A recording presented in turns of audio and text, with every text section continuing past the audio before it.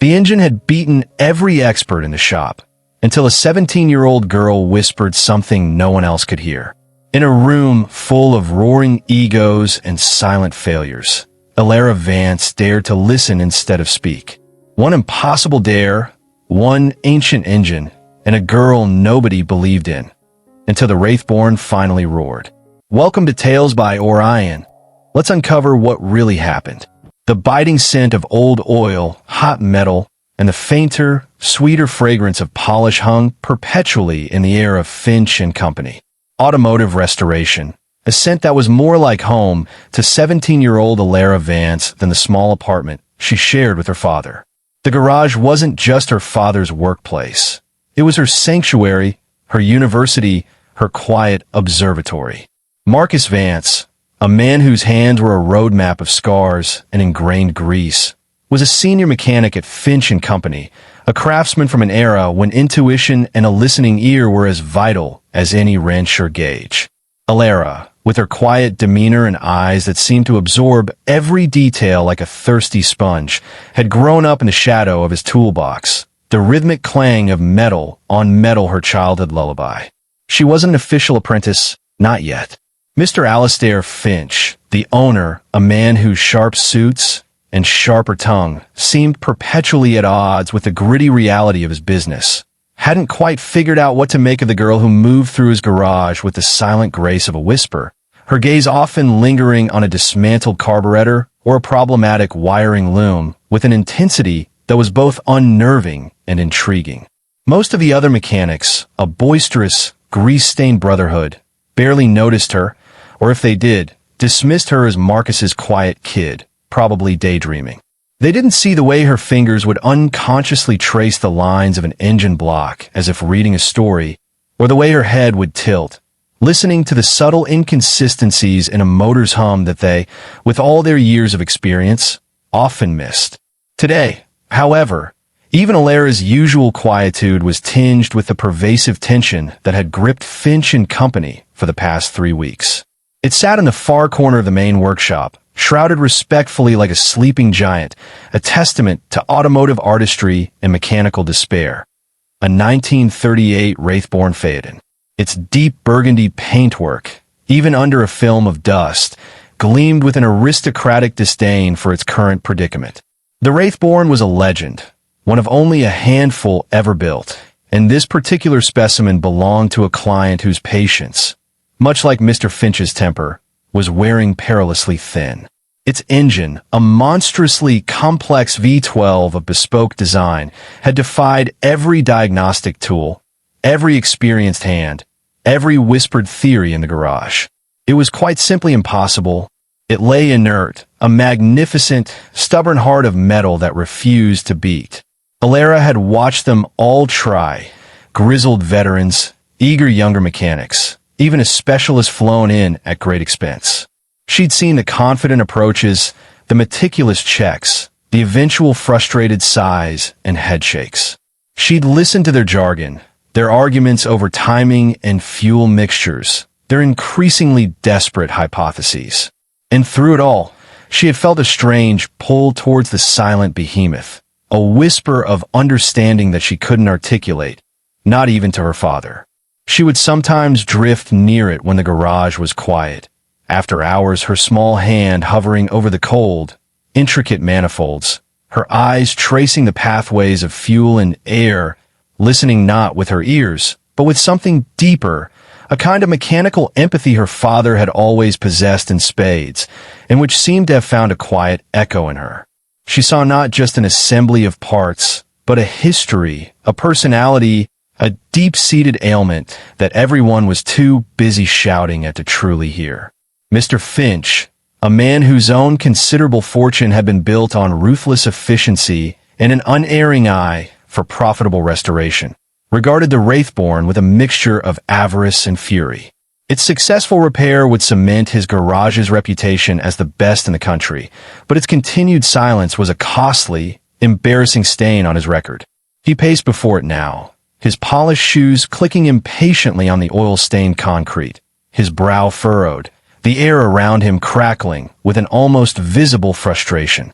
Elara, tidying a tray of specialized spanners nearby, watched him, her gaze then drifting to the dormant engine. A thought, small and unformed, like a half-heard melody, tickled the edge of her mind. It wasn't a solution, not yet, but a question, a different angle of approach that no one seemed to have considered. She said nothing, of course. In the thunderous world of Finch and Company, her whisper would be lost. But the impossible engine seemed to call to her, its silence a challenge that resonated with the quiet, powerful current of understanding that flowed within her. The following Monday, the atmosphere at Finch and Company was thick enough to cut with a torque wrench.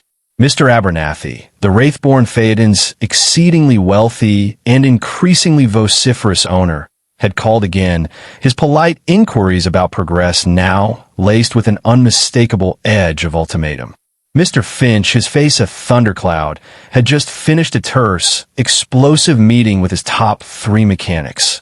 Henderson, a burly man with decades of experience but little patience for finesse. Miller, younger, technically brilliant but prone to overcomplicating things. And Davies, a methodical old-timer who was, by his own admission, stumped. They emerged from Finch's glass-walled office looking defeated, their usual workshop banter extinguished. The Wraithborn sat in its corner, a silent, gleaming reproach. Finch himself strode out onto the main floor, his jaw tight, his eyes scanning the workshop as if daring any piece of equipment or any employee to further vex him. He stopped before the Phaeton, staring at its inert V-12 as if it were a personal enemy. 3 weeks, he bit out, his voice not loud, but carrying the sharp crackle of frayed nerves. 3 weeks, countless man-hours, specialists, theories, and what do we have? Nothing. A 12-cylinder paperweight worth more than this entire building. He kicked moodily at one of the Wraithborn's massive tires, a gesture of such uncharacteristic loss of composure that several mechanics nearby studiously avoided eye contact. Elara was at a nearby workbench, meticulously cleaning and sorting a set of delicate vintage ignition component her father had been working on for another project. She was trying to be invisible, as usual, but her attention, as always when the Wraithborn was being discussed, was snagged. She heard Henderson mutter to Miller, "He's going to blow a gasket himself if we don't get a spark out of that thing soon." Miller just shook his head, wiping grease from his hand with a rag. "It's not the spark, Henderson. It's something deeper. Something fundamental. We're missing the ghost in the machine." Elara, overhearing this, paused in her work. The ghost in the machine. That resonated. That was what she felt when she looked at the Wraithborn. Not a lack of spark, but a disharmony, a fundamental misalignment of its spirit, for lack of a better word. She remembered last evening, lingering after her father had left, drawn to the silent engine. She had noticed a tiny, almost invisible tremor along one of the fuel lines when old Davies had manually primed it. A flicker so subtle, it was more a feeling through her fingertips than a visible vibration. And the scent, a faint, almost imperceptible sweetness that didn't quite belong, masked by the sharper tang of raw fuel. She had hesitantly mentioned the tremor to her father later, who had patted her head and said, "Probably just an airlock, Ellie. We've checked all the lines." But it hadn't felt like an airlock. It felt like a blockage, a stifled breath. Now, as Finch continued his frustrated tirade, addressing the Wraithborn as if it could understand his ire, Elara found herself murmuring, almost to herself, "It's not breathing right on the intake, port side, like it's choked." Her voice was barely a breath, meant only for the vintage components in her hands. But in a momentary lull in Finch's fulminations, her soft words impossibly carried. Mr. Finch stopped mid-rant. He turned slowly, his eyes, like a hawk's, scanning for the source of the whisper. They landed on Elara. "What did you say, girl?" he demanded, his voice dangerously quiet. Elara froze, color flooding her cheeks. She hadn't meant to be heard. "And nothing, Mr. Finch. I was just thinking aloud." "Thinking aloud about what?" he pressed, taking a step towards her. "About the Wraithborn?" The other mechanics had stopped their work, their attention now fixed on the unlikely confrontation. Marcus Vance, working at a bench across the workshop, looked up, a knot of concern tightening in his chest. Elara swallowed, her gaze dropping to the components in her hands. Just that it sounds like it's not getting enough air, or maybe the fuel isn't quite right on the left bank. Like it's struggling to draw a full breath before it even tries to fire. Finch stared at her, a muscle twitching in his jaw. Then, a sound escaped him. It wasn't a laugh, not exactly. It was a short, sharp bark of incredulous, bitter amusement. "Is that so?" he said, his voice dripping with sarcasm. "My seasoned mechanics, specialists with decades of experience, they can't diagnose it. But you, Marcus Vance's girl, who spends her days polishing chrome and sorting spanners, you got it all figured out, have you?" It choked. He swept his arm towards the silent engine. "Well, by all means, Miss Vance, don't let us stop you. Since you're so attuned to its breathing, perhaps you'd care to perform the resuscitation yourself." In fact, a reckless, goated glint appeared in his eye. "I'll make it interesting. You fix this impossible engine, get it running smoothly by the end of the week, and I'll personally fund a full apprenticeship for you at the best automotive engineering institute in the country. Plus a bonus that'll make your father's eyes water."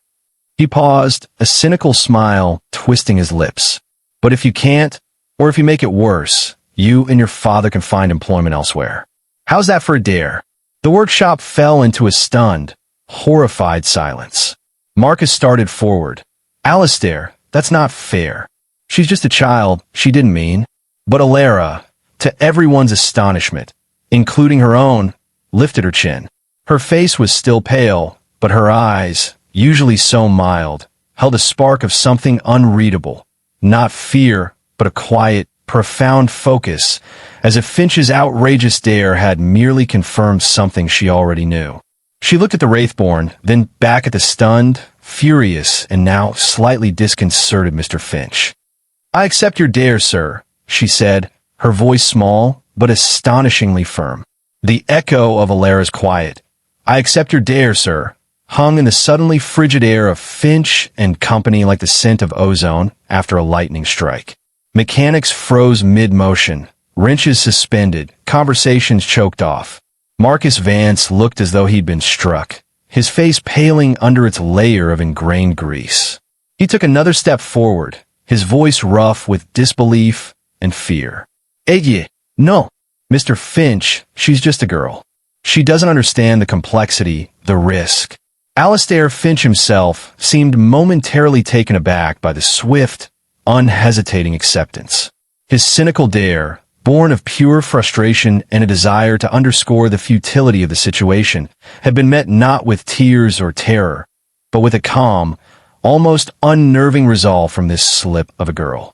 He had expected to make a point, to vent his spleen, not to actually set such an outlandish, high-stakes challenge in motion with his best mechanic's daughter.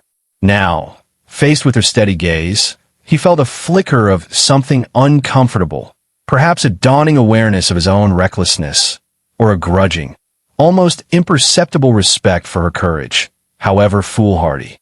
"The girl has spoken, Marcus," Finch said, his voice regaining some of its customary sharpness, though it lacked its earlier conviction. He was committed now, his pride and his public pronouncement boxing him in. "Adare is adare." She accepted the terms. He looked at Elara, his eyes narrowed. "Very well, Miss Vance. The Wraithborn is yours. You have until Friday, 5 o'clock. The resources of this garage are at your disposal, tools, parts we have in stock. My mechanics," he gestured dismissively to the stunned men, "will not interfere unless you specifically request their assistance for heavy lifting or tasks beyond your physical capacity. They are, after all, clearly out of their depth with this particular beast." The sarcasm was still there, but it was tinged with a new, unsettling curiosity. What if, against all odds, against all reason, this quiet, observant girl actually saw something they had all missed? The thought was so outlandish, it was almost laughable, yet it lodged itself like a burr in Finch's mind. The rest of the morning passed in a haze of disbelief. Henderson, Miller, and Davies huddled in a corner, muttering about Finch's sanity and the audacity of the kid. Some of the younger apprentices snickered, already placing bets on how many hours it would take before she gave up or, worse, did irreparable damage. Marcus, his face etched with worry, tried to talk to Elara during their brief lunch break. "Ellie, sweetheart, you don't have to do this. I can talk to Finch, tell him you were caught off guard. This engine, it's a monster. It's broken better men than me." Elara listened patiently, her expression gentle. "I know, Papa, but I have to try. I think I can help it." There was no bravado in her voice, just a quiet conviction that baffled and terrified him in equal measure. He knew his daughter. He knew her almost preternatural connection with machines, the way she could diagnose an ailment by a subtle change in sound or vibration, a skill he himself possessed, but which seemed almost magnified, more intuitive, in her. But the Wraithborn, this was different. This was a high-stakes gamble with their livelihoods on the line. When the lunch break ended, Elara walked over to the shrouded corner with a Wraithborn fade and waited. She didn't immediately grab a wrench or hoist. Instead, she pulled up a small, grease-stained stool, the one she often used when helping her father with intricate work. She sat down a few feet from the massive engine block, her hands resting loosely in her lap. And she just looked. For a long, uninterrupted hour, she simply observed. Her gaze moved slowly, methodically, over every visible component. The twin distributors, the complex array of carburetors, the intricate routing of fuel lines and electrical wiring. She noted the way the dust had settled, the faint discoloration on a particular gasket, the almost imperceptible sheen of something near one of the intake manifolds, the area she had mentioned. The other mechanics, after their initial flurry of whispers and sideways glances, gradually returned to their own tasks, though the undercurrent of curiosity and skepticism remained palpable. Mr. Finch watched from his office window, his arms crossed, his expression unreadable. He saw her retrieve a small, worn notebook and a pencil from her pocket. She began to sketch, not technical diagrams, but outlines, impressions, almost portraits of certain engine sections, her brow furrowed in concentration, her lips occasionally moving silently, as if in conversation with the inert metal. It was the most unorthodox approach to engine repair he had ever witnessed. No diagnostic computers, no immediate dismantling, just quiet observation and drawing. It was absurd. It was baffling. And yet, he couldn't tear his eyes away. He saw her gently, almost reverently, run her fingertips along a cold fuel line, her head tilted as if listening for a heartbeat that wasn't there. There was a tenderness in her touch, a focused empathy that was utterly alien to the usual aggressive, problem-solving approach of his workshop. This wasn't just a mechanical challenge for Elara Vance. It was something more, something deeper. It was a communion. The first day of Elara's impossible task drew to a close with the Wraithborn Phaeton remaining stubbornly silent, its magnificent V12 unmoved by her quiet ministrations. The initial buzz of shock and cynical amusement in the garage had settled into a kind of watchful, waiting skepticism. Most of the mechanics had left for the day, casting pitying or scornful glances towards the girl still sitting patiently beside the dormant beast. Marcus Vance hovered anxiously, torn between his paternal instinct to pull her away from this fool's errand and a reluctant, burgeoning respect for her unwavering focus. Mr. Finch had departed hours earlier, his final, inscrutable glance from his office window doing little to reveal his thoughts.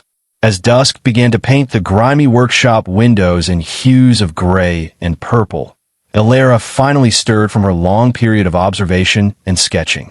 She hadn't lifted a single tool to the engine itself, yet her notebook was filled with intricate drawings, notes scribbled in the margins, arrows pointing to almost invisible details. She rose, stretched her cramped limbs, and then, to her father's surprise, she walked over to the rarely used archive corner of the workshop, a dusty, forgotten alcove piled high with old service manuals, parts catalogs from defunct manufacturers, and forgotten blueprints. For another hour, under the dim glow of a single bare bulb, she sifted through yellowed, brittle pages, her fingers tracing faded diagrams, her brow furrowed in concentration. She was searching for something specific, a piece of a puzzle that existed more in her intuition than in any concrete diagnosis. She found it, finally, in a supplement to an obscure pre-war engineering journal her grandfather, also a mechanic, had collected, a detailed, hand-drawn schematic of the Wraithborn's unique dual-choke updraft carburetor system, complete with almost poetic descriptions of its breathing cycle. It spoke of harmonic resonance and atmospheric sympathy, terms that would have made Henderson scoff, but which resonated deeply with Elara's own intuitive understanding of the engine's ailment. The next morning, Elara arrived at the garage even before her father, the old journal tucked carefully under her arm. The workshop was cold and silent, the Wraithborn a looming shadow in the pre-dawn gloom. This time, she brought her tools, not the heavy-duty impact wrenches and pry bars favored by some of the other mechanics, but a selection of delicate, specialized instruments, many of them her grandfather's, polished and cared for with an almost reverent precision. She began her work methodically, her movements economical and precise. She didn't attack the engine. She approached it with the care of a surgeon. She started with the port side intake manifold, the area her intuition had first flagged. She meticulously disconnected fuel lines, her small, nimble fingers working with a dexterity that surprised even her father, who now watched from a respectful distance, a thermos of hot coffee untouched beside him. She didn't just remove parts. She examined each one, feeling its weight, its texture, checking for minute imperfections, comparing it against the aged diagrams in her notebook. Hours passed. The other mechanics arrived, their morning bravado muted by the sight of the girl already deeply engrossed in her work, a look of intense, almost serene concentration on her face. Henderson made a gruff comment about polishing brass on the Titanic, but there was less conviction in his voice today. Miller watched her for a long moment, a thoughtful frown on his face, before turning to his own assigned task. Mr. Finch arrived, his expression as unreadable as ever. He didn't approach, didn't speak, just observed from his glass-walled perch, a silent, brooding hawk. Elara seemed oblivious to them all, lost in her intricate dance with the machine. She discovered a tiny, almost invisible hairline crack in a gasket near the third carburetor on the left bank. A crack so fine it would have been missed by anyone not looking for it with almost microscopic attention. She found a subtle misalignment in one of the choke linkages, a discrepancy of perhaps a millimeter, but enough, she suspected, to disrupt the delicate balance of the fuel-air mixture on that side. She didn't make grand pronouncements about her findings.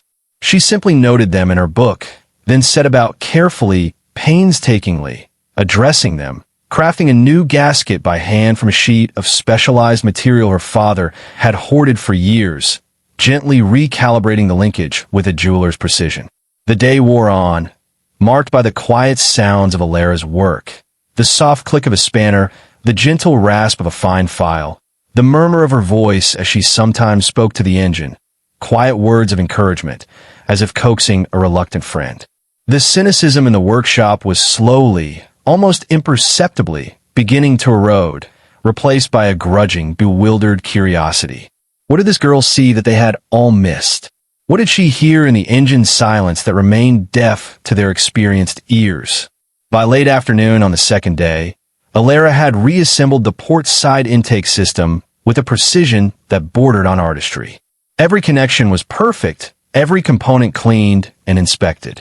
She had addressed the minuscule crack, the subtle misalignment, and a half-dozen other tiny imperfections that, individually, might have seemed insignificant, but collectively, she suspected, were contributing to the Wraithborn's stubborn silence. The air in the workshop was thick with unspoken anticipation. Even Henderson had abandoned his pretense of indifference and was now watching, arms crossed, from a short distance. Marcus Vance stood close by, his anxiety a palpable thing, yet his eyes held a glimmer of something he hadn't allowed himself to feel for days: hope. Mr. Finch had descended from his office and now stood near the doorway, his usual impatience replaced by a tense, focused stillness. Elara wiped her hands on a clean rag, her small face smudged with grease but illuminated by an inner light. She took a deep breath, her gaze fixed on the massive V12. This wasn't the moment of final triumph, she knew. This was merely a test of her initial hypothesis, a check on whether her intuitive diagnosis of its choked breath held any water. "Papa," she said softly, "could you help me with the primer?" Marcus nodded, his hand surprisingly steady as he moved to the manual fuel pump. He gave it a few gentle strokes. Elara then slid into the Wraithborn's enormous driver's seat, her small frame almost disappearing into the rich leather. The dashboard was a dazzling array of chrome and ivory, gauges and switches that spoke of a bygone era of opulent motoring. She located the ignition, a simple, elegant button. Her hand hovered over it for a long moment. The silence in the workshop was absolute, broken only by the distant hum of the ventilation system. Every eye was on her. She pressed the button. The starter motor engaged with a heavy, expensive-sounding whir. The engine turned over once, twice, then a cough. A single, rough, hesitant cough, followed by a shudder. It wasn't the smooth roar of life they all longed for, but it was something. It was a sound a Wraithborn hadn't made in weeks. A collective gasp, quickly suppressed, went through the assembled mechanics. Henderson's jaw, Elara noted with a flicker of amusement, had actually dropped. Miller was staring, his brow furrowed in intense thought. Elara tried again. Whir. Cough. Sputter. Silence. She didn't look disappointed. Instead, a small, thoughtful frown creased her forehead. She climbed out of the car and walked back to the engine, placing her hand on the still-warm port side manifold. She closed her eyes for a moment, listening. Better, she murmured, almost to herself. It's trying to breathe on that side now. But something is still fighting it. Further down, I think. Or maybe the other side is now too strong in comparison. Mr. Finch stepped forward, his voice carefully neutral. What does that mean, Miss Vance? Elara looked up at him, her gaze direct. It means, sir, that we've woken up one long.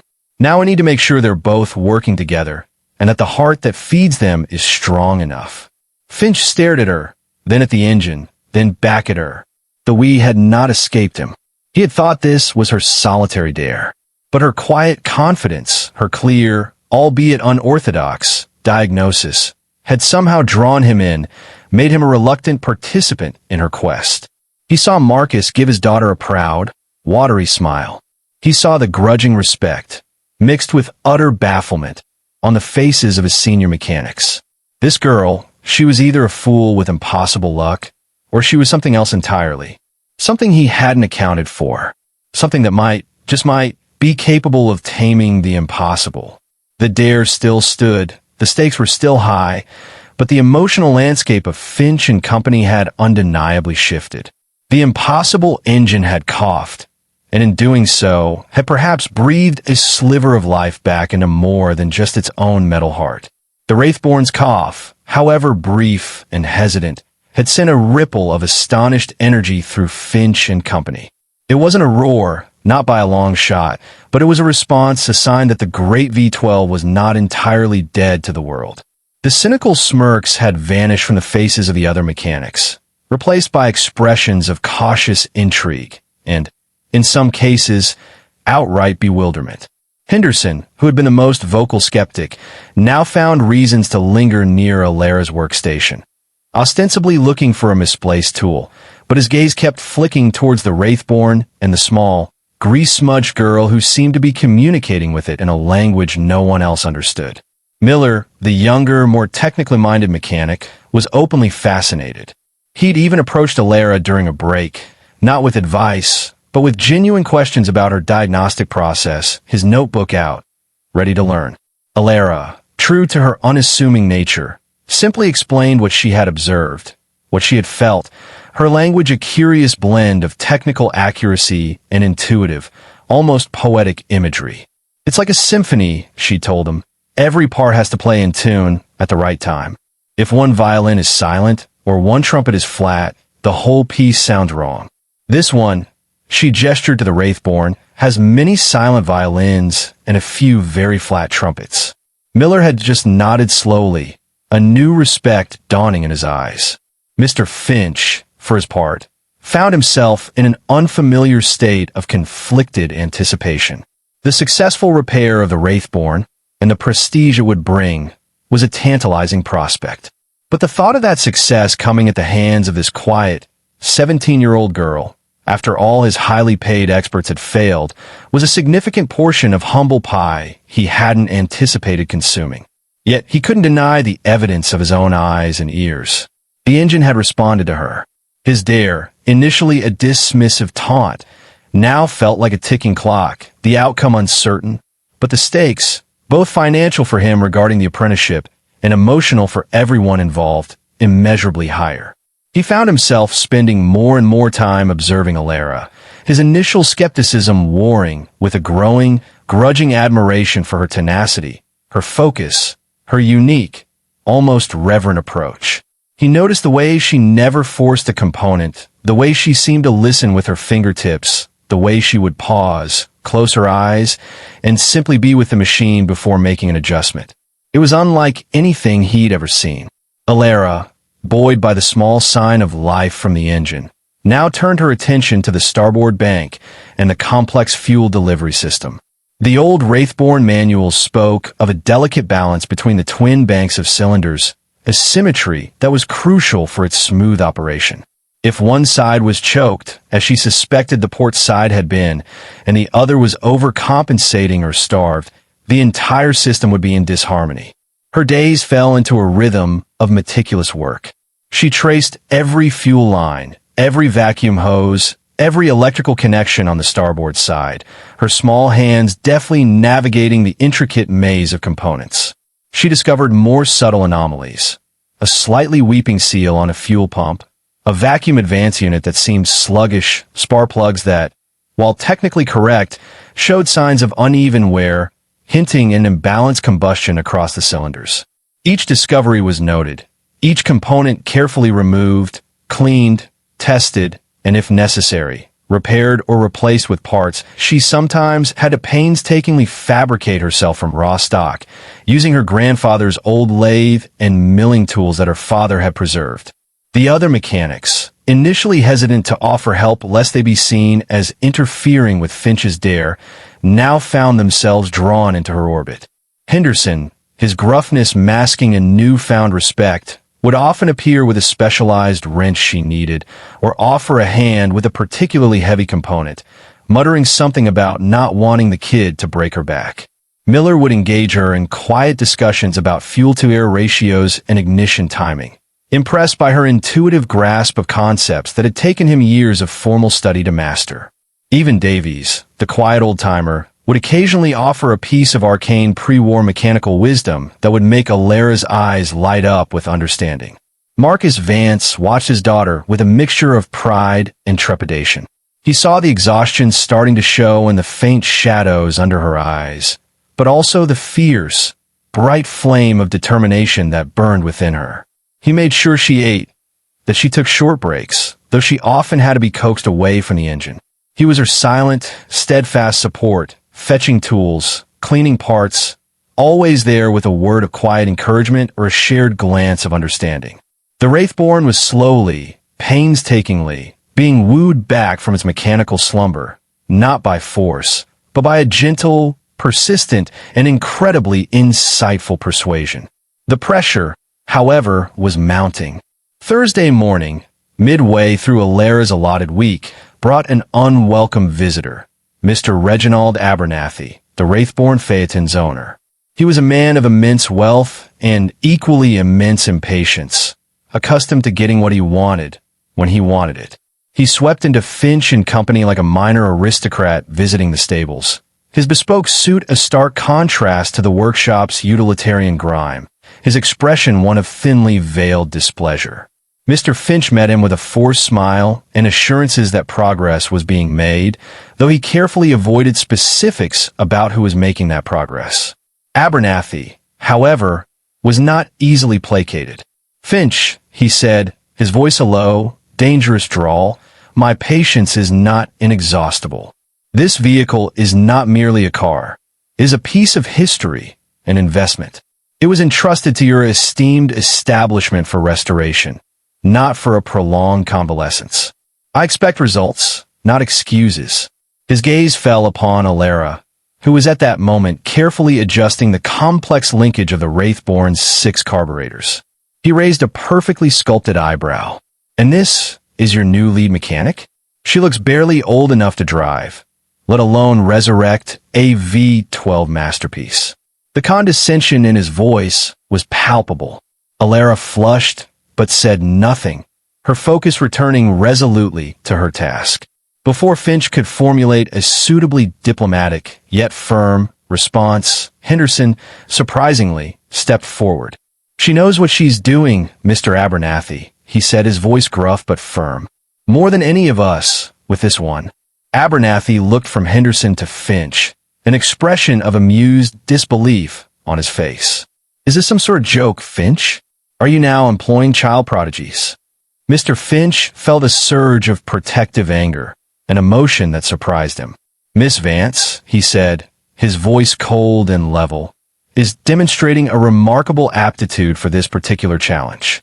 She has made more progress in 3 days than anyone else has in 3 weeks.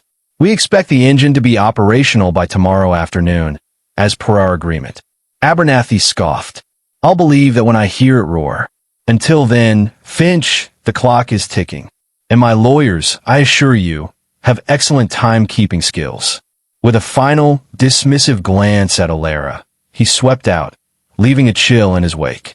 The encounter, however, had an unexpected effect. Instead of demoralizing Elara, it seemed to galvanize her. The injustice of Abernathy's condescension, the quiet, unexpected defense from Henderson, and Finch's surprising vote of confidence firmed her resolve. The remaining mechanics, too, seemed to close ranks around her, their earlier skepticism replaced by a shared sense of defiance against the arrogant client.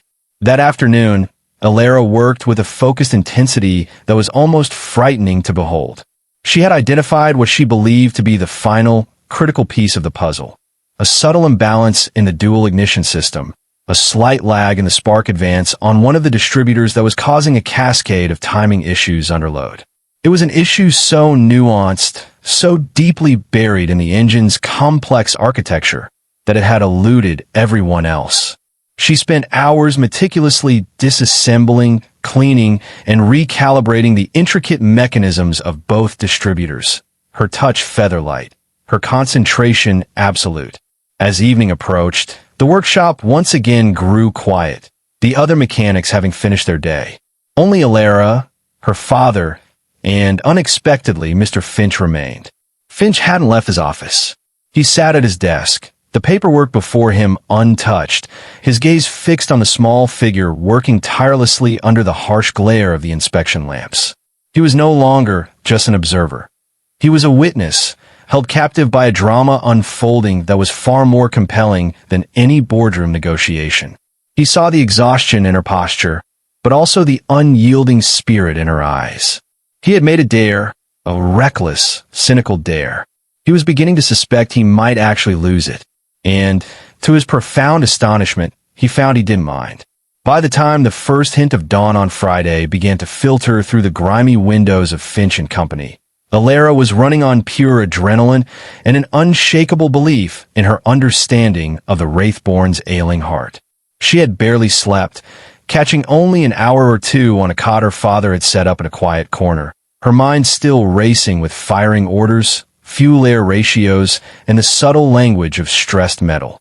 The final adjustments to the dual ignition system had been painstakingly completed. She had triple-checked every connection, every calibration, every fluid level. The engine, now fully reassembled, gleamed under the work lights, its burgundy heart polished and ready, or so she prayed. Marcus Vance was beside her, his face a mask of fatigue and anxious pride. He had stayed with her through the night, a silent, steadfast presence, handing her tools, murmuring quiet words of encouragement, his belief in his daughter a tangible force. Even Mr. Finch had arrived uncharacteristically early, his usual sharp suit looking rumpled, his eyes betraying a lack of sleep that mirrored Elara's. He didn't speak, just took up his now familiar position near the workshop entrance, a silent sentinel to this final act. The rest of the mechanics began to trickle in, their usual morning banter hushed, their attention immediately drawn to the scene unfolding in the Wraithborn's corner. The unspoken question hung heavy in the air. Would this be the day the impossible engine finally roared back to life? Elara took a long, slow breath. Her eyes closed for a moment as if gathering her strength, or perhaps offering a silent prayer to whatever automotive deities govern such things. She then opened them, her gaze clear and focused. She looked at her father, who gave her a tremulous, encouraging nod. She looked at Mr. Finch, whose expression was unreadable but whose very presence felt like a heavy weight of expectation. Then, she looked at the Wraithborn. "Okay," she whispered, more to the machine than to anyone else. "Let's see if we understand each other now." She slid into the driver's seat, the cool leather a familiar comfort. Her small hands moved with practiced confidence over the controls, checking the fuel prime one last time, ensuring the choke was set just so. She paused, her fingers hovering over the ignition button. This was it. Weeks of frustration, days of her own intensive labor, her father's job, her own future. It all came down to this moment. The silence in the workshop was so profound it felt as if the entire building was holding its breath. Even the distant city traffic seemed to have momentarily ceased. Elara pressed the button. The starter motor engaged. Its powerful were cutting through the stillness. 1 revolution. 2. The engine rocked slightly on its mounts. A cough, sharper this time, more decisive than before. A sputter. Then, a hesitant, uneven rumble began, a deep baritone vibration that resonated through the floor, through the very bones of everyone watching. The rumble faltered, caught, then faltered again. Elara's hand instinctively went to the throttle linkage under the dash, her foot feathering the accelerator with a precision born of pure instinct, feeding the nascent flame, coaxing it, encouraging it. The rumble grew stronger, the unevenness smoothing out with each passing second. Another cough, then a backfire that made several mechanics jump, followed by a series of deeper, more rhythmic pulses. Pop, pop, vroom. Pop, vroom. The rhythm was building, finding its cadence. Elara adjusted the choke almost imperceptibly. And then it happened. The hesitant V8, like beats suddenly coalesced, the remaining cylinders catching, harmonizing, and the Wraithborn Phaeton's V12 engine exploded into life. Not with a cough, not with a sputter, but with a smooth, powerful, magnificent roar that filled the workshop with its glorious, almost forgotten music. It was a sound of pure, unadulterated mechanical symphony, a deep, resonant bellow that spoke of power, precision, and a triumphant return from the brink. The workshop seemed to vibrate with it. The impossible engine was alive. For a long moment, no one moved. No one spoke. They were all transfixed, suspended in the glorious, deafening roar of the resurrected Wraithborn. The V12 settled into a smooth, impossibly deep idle, each pulse a testament to power restrained, a perfectly tuned orchestra hitting its final, resonant chord. Dust motes danced in the shafts of morning light, seemingly vibrating in sympathy with the engine's song. Elara sat in the driver's seat, her hands resting lightly on the enormous steering wheel, a small, almost imperceptible smile playing on her lips. Her face was smudged with grease, her hair escaping from its usually neat braid, but her eyes shone with a luminous, exhausted triumph. She let the engine run for a full minute, its voice filling every corner of Finch and Company, a magnificent, undeniable declaration of victory. Then, with a gentle touch, she switched it off. The sudden silence that descended was almost as profound as the earlier roar. It was a silence filled with awe, with disbelief, with the dawning realization of what they had just witnessed. The first sound to break, it was a choke sob. It came from Marcus Vance. Tears were streaming down his face, cutting clean paths through the ingrained grease, as he rushed to the Wraithborn's side, his hand reaching out to grip Elara's shoulder. "You did it, Ellie," he whispered, his voice thick with emotion. "My girl, you actually did it." Then, the spell broke. The workshop erupted. Henderson let out a whoop that was entirely out of character. Miller was shaking his head, a grin of pure astonishment splitting his face. Davies, the old-timer, was slowly clapping, a look of profound respect in his aged eyes. Even the younger apprentices, who had been placing bets against her, were cheering. Mr. Alastair Finch stood rooted to the spot, his face a mask of stunned disbelief. He had seen and heard it, but his mind was still struggling to process the reality. The engine that had defied the best in the business, the engine that had become a symbol of his own frustrating limitations, had been brought back to life by this child.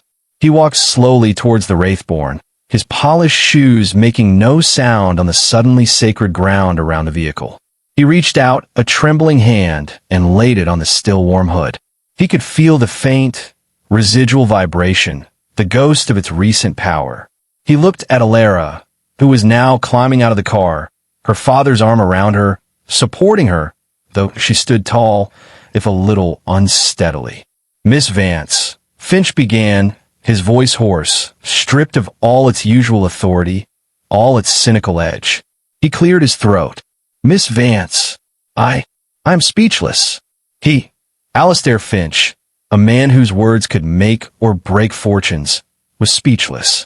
He looked at the faces of his mechanics, saw the genuine admiration, the sheer wonder in their eyes. He saw the pride, fierce and overwhelming, on Marcus's face. And he saw Elara, small, tired, grease-stained, but radiating a quiet, powerful confidence that was utterly transformative. "The dare," he said, his voice gaining a little strength, though it was now tinged with a humility no one in that workshop had ever heard from him before. "The apprenticeship, the bonus, they're yours, of course. More than yours. You've earned them 10 times over." He paused, then added, his voice dropping, "And my apology. For my dismissiveness, for my arrogance. You possess a gift, Miss Vance, a truly remarkable gift. And I was too blind, too frustrated to see it." Elara simply nodded, her smile widening a fraction. "Thank you, Mr. Finch. But the Wraithborn, it just needed someone to listen properly. It was telling us what was wrong all along." Her simple words, delivered without a trace of triumph or recrimination, landed with more force than any rebuke. Listening, understanding, empathy, qualities Finch had long undervalued in his relentless pursuit of results. He had been so focused on forcing the engine to submit to his will, to his timeline, that he had failed to see the quiet wisdom in another approach. The roar of the Wraithborn had not just signaled the revival of an engine. It had heralded the shattering of old prejudices, the dawning of new respect, and the undeniable triumph of quiet, intuitive genius over brute force and jaded experience. The impossible had been made possible, not by a miracle, but by a girl who knew how to listen to the heart of a machine. The news of the Wraithborn Phaeton's resurrection spread through Finch and company like wildfire, then quickly beyond its oil-stained walls. Mr. Abernathy, summoned by a somewhat dazed but undeniably triumphant Alastair Finch, arrived within the hour. He listened, poker-faced, as Finch recounted the events, his narrative carefully highlighting Elara's unique diagnostic process and unwavering dedication, conveniently omitting the harsher details of his initial dare. Abernathy, a man not easily impressed, insisted on hearing the engine for himself. Elara, at Finch's quiet request, once again slid into the driver's seat. With a calm confidence that belied the exhaustion still clinging to her, she started the V12. It roared to life instantly, settling into that same smooth, powerful idle, a symphony of perfectly tuned mechanics. Abernathy circled the car slowly, listening intently, his expression unreadable. He peered under the open hood, his gaze sweeping over the gleaming engine. Finally, he straightened up and looked directly at Elara. "Young lady," he said, his voice devoid of its earlier condescension, replaced by a grudging respect. "You have performed a remarkable feat, this engine. It has never sounded better, not even, I dare say, when it first left the factory." He then turned to Finch. "You will, of course, send me the bill, Finch." and add a substantial bonus for Miss Vance's extraordinary consultation. He actually smiled, a rare and somewhat unnerving sight. It seems there is still magic to be found in the world of mechanics, even if it comes in the most unexpected of packages. With that, he departed, leaving behind a stunned silence, soon broken by another round of heartfelt applause for Elara. In the days that followed, Finch and Company was a changed place. The atmosphere, once thick with frustration and cynicism, was now lighter, infused with a sense of shared accomplishment and a newfound respect for unconventional talent. Elara became something of a quiet legend. The other mechanics, Henderson included, now sought her opinion on particularly tricky diagnoses, listening intently to her thoughtful, intuitive insights. They no longer saw her as just Marcus's kid, but as Elara, the girl who had tamed the impossible engine. Mr. Finch, true to his word, made all the arrangements for Elara's apprenticeship and a generous bonus that left Marcus Vance speechless with gratitude. But more than that, he began to fundamentally rethink his approach to his business, to his employees, to the very nature of expertise. He started an internal innovation initiative, encouraging all his mechanics, regardless of seniority, to share unorthodox ideas, to experiment, to listen to the ghosts in the machines. He even had a small, comfortable alcove set up near the main workshop, filled with old manuals, comfy chairs, and good lighting, dubbing it Elara's Corner, a place for quiet contemplation and intuitive problem-solving.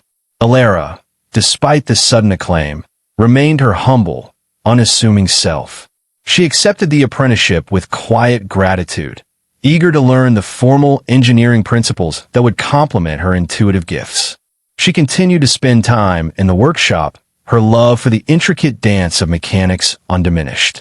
She knew her journey was just beginning, but the roar of the Wraithborn had affirmed something deep within her, that her unique way of seeing, of listening, of understanding, had value. It was a validation that resonated more deeply than any financial reward.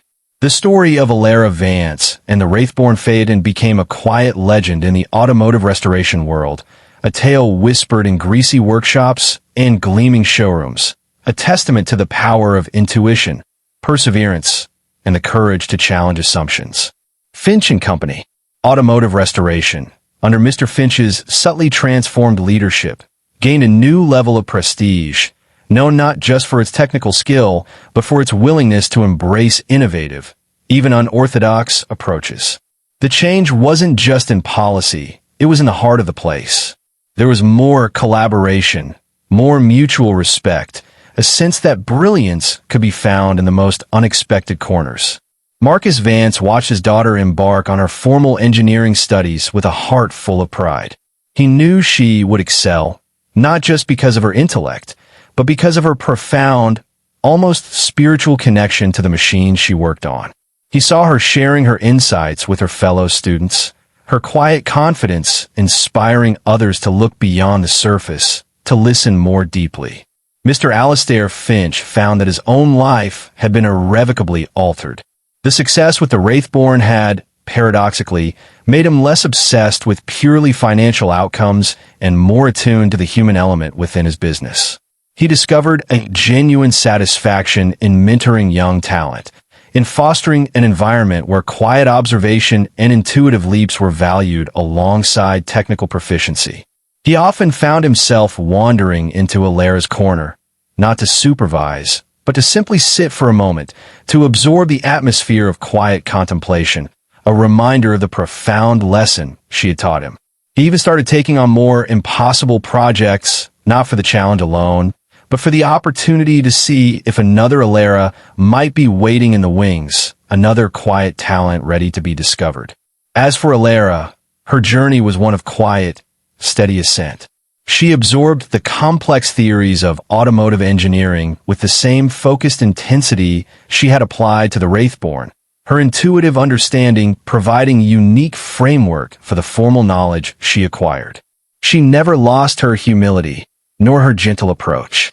She knew that every engine, like every person, had its own story, its own unique set of needs and ailments, its own language. Her gift was simply the patience and empathy to listen until she understood.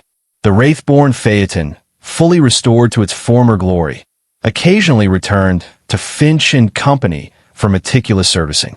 Each time, Elara would be the one to oversee its care, her touch as reverent, her ear as attuned as it had been on those first, challenging days. The magnificent V12 would purr under her hands, a contented beast that had found its voice and its trusted friend.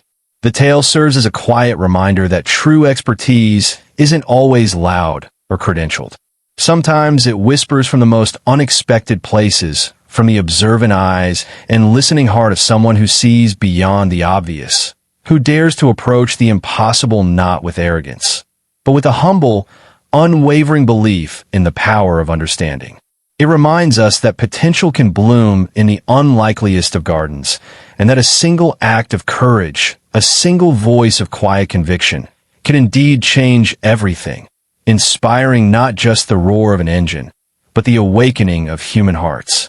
If you've ever felt overlooked, if your quiet insights have ever been dismissed, remember Elara. Trust your unique way of seeing the world. For sometimes, the most profound solutions, the most remarkable transformations begin not with a shout, but with a whisper and a willingness to truly listen.